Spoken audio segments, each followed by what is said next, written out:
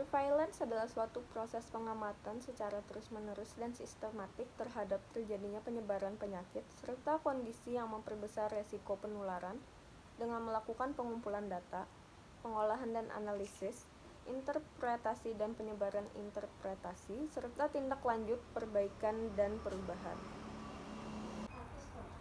Dalam kegiatan surveillance, terdapat 4 kegiatan, yaitu pengamatan, pengumpulan data, analisis data, dan diseminasi. 1. Pengamatan surveillance. Pengamatan surveillance adalah kegiatan pengamatan terhadap penyakit dan masalah kesehatan serta faktor determinannya.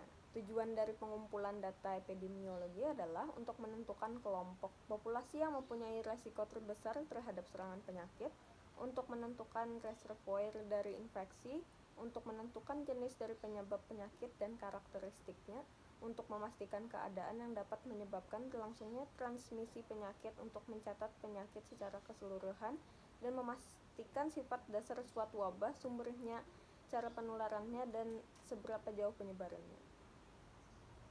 Berdasarkan hasil Riskesdas pada tahun 2018, prevalensi hipertensi berdasarkan diagnosis tenaga kesehatan dan hasil pengukuran meningkat dengan bertambahnya umur.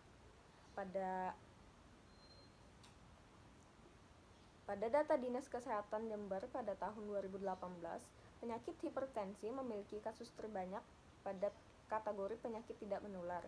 Menurut data, penyakit hipertensi mengalami peningkatan kasus pada tahun 2014 hingga 2015 dan kemudian kembali menurun pada tahun 2016 dan kembali meningkat pada tahun 2017 dengan jumlah kasus sebanyak 30.511 dengan persentase 53,69% pada wanita dan 46,31% pada pria. Pengumpulan data adalah pencatatan insidensi berdasarkan laporan dari puskesmas, rumah sakit, dan sarana pelayanan kesehatan, laporan petugas surveillance kesehatan, laporan di masyarakat, dan laporan petugas kesehatan lainnya. Pengumpulan data terbagi menjadi 2, yaitu active surveillance dan passive surveillance. Active surveillance adalah kegiatan pencatatan orang yang beresiko melalui kunjungan langsung ke setiap rumah. Sedangkan passive surveillance adalah laporan bulanan dari rumah sakit, puskesmas, pustu, dan pelayanan kesehatan yang ada di masyarakat maupun di lapangan. Metode pengumpulan data dapat dilakukan dengan wawancara, pengamatan, pengukuran, dan pemeriksaan langsung terhadap sasaran.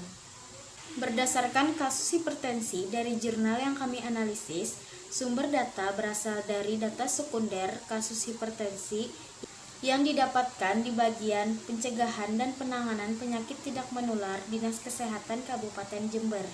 Pengumpulan data ini diinput menggunakan Microsoft Excel. Peramalan penyakit ini dilakukan dengan metode time series dengan model exponential smoothing. Peramalan dilakukan dengan bantuan aplikasi POMQM. Yang ketiga adalah analisis data. Pada kegiatan ini, data akan dianalisis untuk melihat variabel yang dapat menggambarkan masalah, faktor yang memengaruhi, serta tujuan dari sistem surveillance. Fungsi analisis data adalah agar dapat memberikan rekomendasi untuk memecahkan masalah secara tepat sehingga tidak menimbulkan masalah baru. Berdasarkan kasus hipertensi dari jurnal yang kami temukan, dari bulan Juli 2015 hingga Juni 2018, terdapat 62.426 kasus hipertensi pada perempuan di Kabupaten Jember. Kasus hipertensi ini terdapat pada usia kurang dari 44 tahun dan usia lebih dari atau sama dengan 45 tahun. Angka ini dianggap cukup stabil meskipun terdapat peningkatan yang cukup banyak dalam periode waktu tertentu.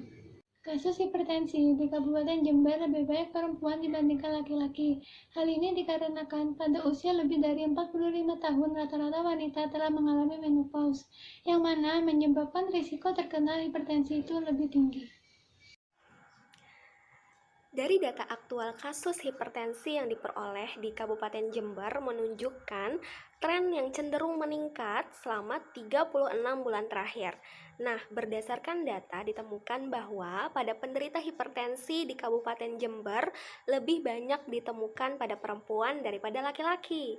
Data dari bulan Juli 2015 sampai Juni 2018 ada 108.050 kasus baru, yang mana 45.624 kasus atau 42,22% ditemukan pada laki-laki dan 62.426 kasus atau 57,78% ditemukan pada perempuan.